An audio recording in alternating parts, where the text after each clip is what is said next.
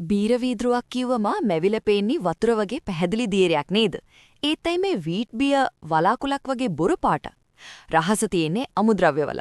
සාමාන්‍ය බීර හදන්නේ බාලි වලින් වුණාට මේවා හදද්දි 50%කට වඩා ගන්නේ තිරිඟු.